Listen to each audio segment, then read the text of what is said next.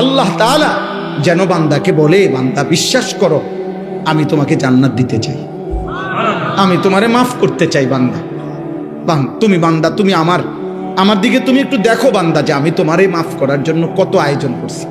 তোমারে মাফ করার জন্য আমি শবে বরাত এক রাত সাজাইছি, এক রাতে কোটি কোটি মাফ করি।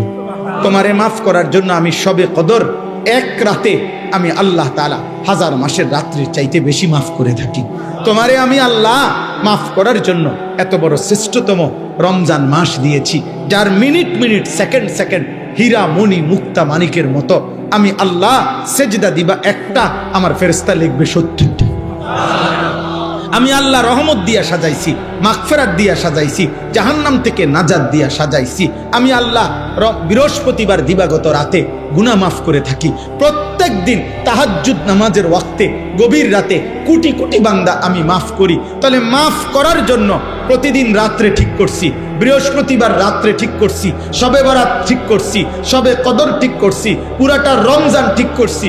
এছাড়াও বান্দা 90 বছরের গুনাহ নিয়েও যদি কেউ আসে, আমি আমার বন্ধুকে বলছি, বন্ধু যদি সে সত্যিকার তওবা করে আমি একসাথে মাফ করে দেব।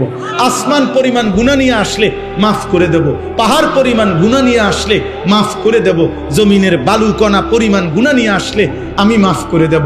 তুমি এরপরে বলো বান্দা, আমি যদি তোমাকে জান্নাত দিতে চাইছি বলে কতভাবে আয়োজন করলাম, আমি আর কি বললে, আর কত সুযোগ দিলে তুমি জাহান্নাম থেকে মুক্তি পাইবা।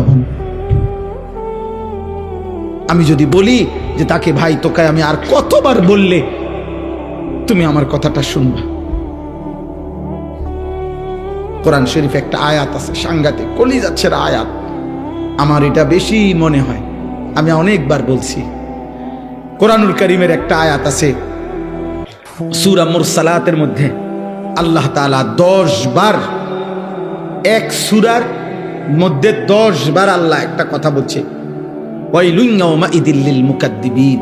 আল্লাহ বলে মিথ্যাবাদী নাফরমানদের জন্য সেদিন জাহান্নাম জাহান্নাম জাহান্নাম জাহান্নাম জাহান্নাম জাহান্নাম, এভাবে 10 বার এক সূরার মধ্যে আল্লাহ বলছে। বলার পর শেষ, এই সূরার শেষ আয়াতটা আল্লাহ তাআলা একটা কথা বলছে, বান্দা ফাবিআইয়ি হাদিসিন বাদাহু ইউমিনুন, আমার বান্দা আমি আর কতবার বললে তুমি বিশ্বাস করবে। বুঝেননি? আমি আর কতবার বললে তুমি মানবা? আমার কথা আমি আর কতবার বলতাম, আমি আর কতবার বলতাম বলে। এই জন্য ভাইয়া ভেবে দেখেন, ইনসাফ করে দেখেন। তাইলে বললাম এই জন্য এ কথার মূলনীতি কি? তাইলে মূলনীতি হলো আল্লাহ মাফ করতে চায়। আল্লাহ কি করতে চায়? আল্লাহ ক্ষমা করতে চায়, আল্লাহ জান্নাত দিতে চায়, মাফ করতে চায় মূলত। এই জন্য ইনশাআল্লাহ এই রমজানকে সামনে রেখে নিজেদের পেছনের জিন্দিগি ঝেড়ে মুছে আল্লাহ তাআলার এই সুযোগকে সামনে রেখে চলেন। আজকের এই রাত গভীরে আমরা এই কথা নিয়ত করি যে আমার গুনাহ যতই হোক আমার আল্লাহ মাফ করবে। মাফ করবে কিনা বলেন? আমার খুলনার হযরত আরিফ বিল্লাহ হযরত মাওলানা মুফতি নুরুল আমিন সাহেব হযরত এটা সবসময় বলে, গুনাহ যতই হোক তওবা করুন, গুনাহ যতই হোক কি করুন?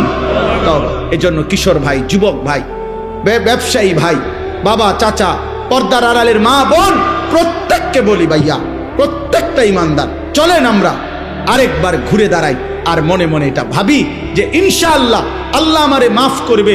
আল্লাহর কাছে পিছনের জিন্দেগির গুনাহ থেকে মাফ চেয়ে নতুন করে নতুন উদ্যমে আখিরাতের ফিকিরে নামাজ রোজা বন্দিগি হালাল হারামের পাবন্দি আমরা করব ইনশাআল্লাহ। বলেন ইনশাআল্লাহ। কিশোর ভাই, যুবক ভাই, তোমাদের 30 বছরের নিচে যাদের বয়স, তোমরা একটু হাত ওঠাও, হাত ওঠাও। মাশাআল্লাহ, আল্লাহ তোমাদেরকে কবুল করেন। হাত নামো। তোমাদের কাছে আমার 2টা ওসিয়ত, আমার কলিজার 2টা আবেগ। একটা হলো তুমি সর্বোচ্চ, তুমি শক্ত সামর্থ্য যুবক, তোমার রোগ ব্যাধি কম, তুমি সুস্থ সবল, তুমি হিম্মত করে এলাম দিয়া পারো, যেমনে পারো তুমি ফজরের নামাজ পড়ো। আমি আবদার করলাম, আব্বা তোমারে বললাম আমি, তোমরা যদি নিয়ত করতে পারো, আলহামদুলিল্লাহ সারা বাংলাদেশে আলহামদুলিল্লাহ আমরা আজকে জানছি যে ইউরোপে পর্যন্ত বাংলা ভাষাভাষী মুসলমান এবং বাংলাদেশে ব্যাপকভাবে সর্বত্র কিশোর যুবক ছেলেরা আলহামদুলিল্লাহ ফজরের নামাজে মুসল্লি বৃদ্ধির জন্য ফজর ক্যাম্পেইন, ফজরের প্রচারণা আলহামদুলিল্লাহ ব্যাপকভাবে কাজ করছে। সারা বাংলাদেশে ফজরের নামাজের মুসল্লি বাড়াবার জন্য কিশোর যুবকদের সর্বাত্মক মেহনত চলতেছে আলহামদুলিল্লাহ। আলহামদুলিল্লাহ। একেবারে আমেরিকার একটি প্রদেশ আছে মিশিগান, ওইখান থেকে যুবক, বাংলা ভাষী যুবক জানাইছে, হুজুর আমরা ওইখানেও ফজরের ক্যাম্পেইনের কাজ করছি। আলহামদুলিল্লাহ আলহামদুলিল্লাহ আলহামদুলিল্লাহ। 24 ঘন্টায় আসলে জীবনটা খামখেয়ালি। কখনোই আমি কিছু বুঝি না, আমার নিজের আখিরাত পরকাল এটা ঠিক না। কোরআনুল কারীমের মধ্যে আল্লাহ তাআলা বলছেন, ইয়ালামুনা যাহিরাম মিনাল হায়াতিদ দুনিয়া ওয়া হুম আনিল আখিরাতি হুম গাফিলুন। আল্লাহ তাআলা বলেন, হায় আমার বান্দারা, প্রতিনিয়ত তোমরা দুনিয়ার জীবনের বাহ্যিক দিক সবই তো বুঝতেছ, অথচ সেই তোমরাই আখিরাতের ব্যাপারে গাফিল হয়ে আছো। তুমি বুঝো না কি? তুমি তো দুনিয়া সবই বুঝতেছ, ভাত মাছ চাল ডাল, আয় রোজগার, উপার্জন, হাসি কান্না, আনন্দ বেদনা, আবেগ অনুভূতি সবই তো বুঝো, অথচ আখিরাতের ব্যাপারে গাফিল হয়ে আছো।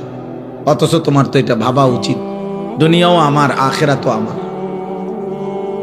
এজন্য আল্লাহ তাআলা এটা আমাদেরকে বলছে যে বান্দা ঠিক আছে, দুনিয়া করো, তুমি মানা তো নাই, দুনিয়া তো আমিই দিছি। আয় উপার্জন, রোজগার, বাজার, ব্যবসা, চাকরি, ইনকাম, শরীর, স্বাস্থ্য, জীবন, যৌবন, সুস্থতা, সম্পদ, অর্থ, বিত্ত, আসমান জমিন তো আমারই দেওয়া, এই তো আমারই। হুয়াল্লাযী খালাকা লাকুম মা ফিল আরদি জামিআ। আল্লাহ তাআলা বলে, জমিনের সব আমি তোমাদের জন্যই বানাইছি। কাড়াকাড়ি করো কেন? নিবা না, এটা আমি তো এটা তোমার লাগিয়ে রাখছি, আমি আল্লাহ তো এটা নিচ্ছি না। সাখখারা লাকুম মা ফিস সামাওয়াতি ওয়াল আরদ। আল্লাহ তাআলা বলে, আসমান ও জমিনের সব কিছু আমি আল্লাহ তোমাদের অধীনস্থ করে দিয়েছি। ওয়াল খাইলা ওয়াল বিগালা ওয়াল হামিরা লিতারকাবুহা ওয়া জিনা ওয়া ইয়াখলুকুকুম মা লা তা'লামুন। আল্লাহ তাআলা বলেন, ঘোড়া, গাধা, খচ্চর, এ জাতীয় বাহন, এগুলো আমি আল্লাহ তাআলা তোমাদের বাহন হিসাবে চড়বার জন্য এবং তোমাদের সৌন্দর্যের জন্য আমি দিয়েছি, এবং আরো দেব। ধীরে ধীরে তোমাদের জন্য আমি আধুনিকতার আরো উন্নত পর্যায়ে আমি আল্লাহ সৃষ্টি করতে থাকবো, যা তোমরা এখন জানো না।